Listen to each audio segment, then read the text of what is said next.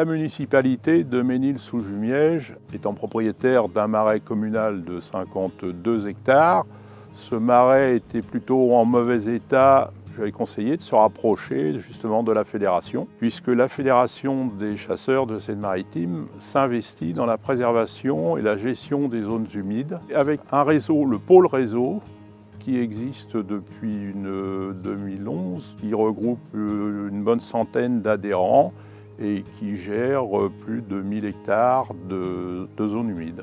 Pour faire un état des lieux et mettre en place un plan de gestion de la zone qui porte ses fruits et qui permet aujourd'hui une bonne gestion de l'espace, un accès à tout le monde, chasseurs, promeneurs, essayer de satisfaire tous les utilisateurs de la nature dans de bonnes conditions. Nous avons postulé au label tout simplement pour mettre en valeur tout le travail effectué depuis 6 ans maintenant. Il est vrai que la commune possède un patrimoine de zones humides et ce patrimoine, nous l'avons trouvé dans un état déplorable. Il était impossible de pénétrer dans cette zone humide et nous avons voulu la remettre en valeur.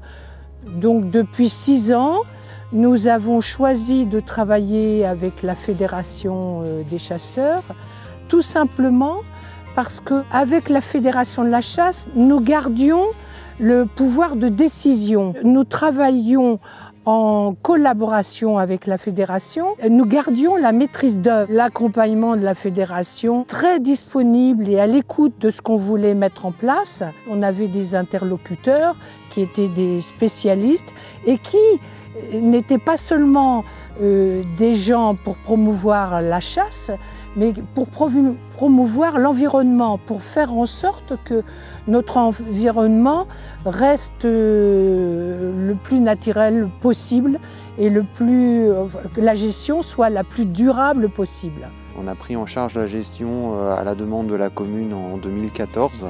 On a donc fait un diagnostic écologique et environnemental du territoire. On a mis en place le plan de gestion et aujourd'hui on est sur le volet opérationnel, c'est-à-dire l'action sur le terrain en termes de gestion des habitats et des espèces, quelles qu'elles soient. Donc la gestion du site, elle s'organise sur la base de plusieurs unités de gestion. On en a aujourd'hui 7. Ces unités de gestion, en fait, on les a découpées parce que le marais était très grand. On est sur 53 hectares, donc ce qui est une grande superficie de zone humide. On a découpé donc en fait les différentes unités. C'est des parcelles, il faut les voir comme des parcelles sur lesquelles on applique différents modes de gestion. Et ces différents modes de gestion, il faut qu'ils soient complémentaires pour diversifier au maximum les matrices de végétation et donc la faune et la flore qui est associée. Donc une grande partie de la gestion est réservée à l'agriculture. On travaille avec des agriculteurs, donc on fait du pâturage extensif.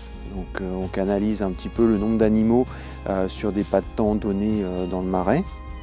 Et puis sur d'autres unités, on fait plutôt de la fauche, ce qui donne en fait des résultats différents.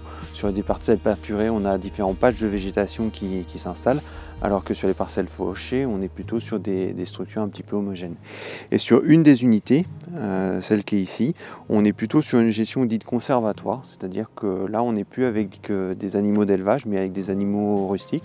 On a aujourd'hui 2 chevaux camarguais et puis 2 Highland Cattle qui, eux, font du pâturage très extensif, qui sont là toute l'année et qui nous permettent aussi de diversifier au maximum ces matrices de végétation. Ces animaux-là ont été mis à disposition par le parc naturel régional des Boucles de Seine-Normande. Eux aussi sont concernés par ce périmètre d'application, donc notamment la commune de Ménil-sous-Jumièges. Nous, techniquement, c'est essentiellement beaucoup de suivi naturaliste, donc notamment sur une partie du marais où il y a eu une mare qui a été restaurée. Donc suite à cette restauration-là, il y a eu des suivis, notamment inventaire de la faune et de la flore.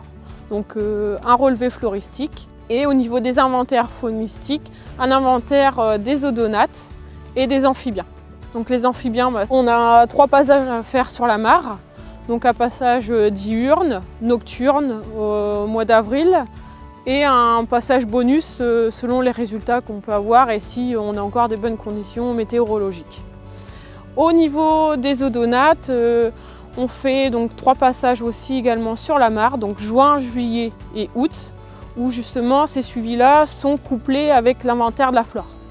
Donc vraiment on va évaluer les cortèges floristiques présents. L'année dernière justement, en 2020, on a pu également inventorier au niveau de la flore plusieurs parcelles du marais pour voir justement en fonction de la gestion comment le milieu réagit, comment les habitats ici développent.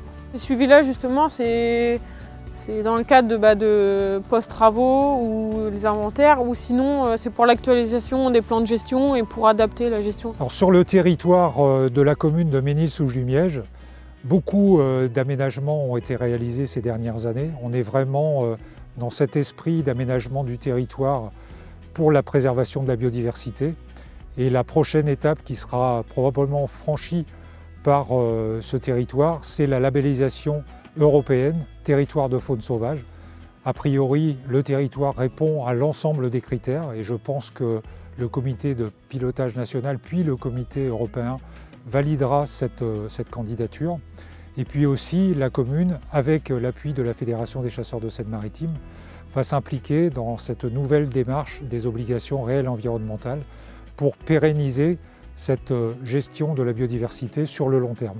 Et vraiment, toutes nos félicitations à la commune pour s'être engagée dans cette direction. Alors, cette commission permet de gérer toutes les unités sur le marais communal, les animaux, après on gère un peu le niveau d'eau. La réglementation, parce qu'on chasse sur ce marais, donc la réglementation, on chasse que le dimanche et jour férié, uniquement. Et la pêche est partie prenante pour tout ce qui est construction de clôture.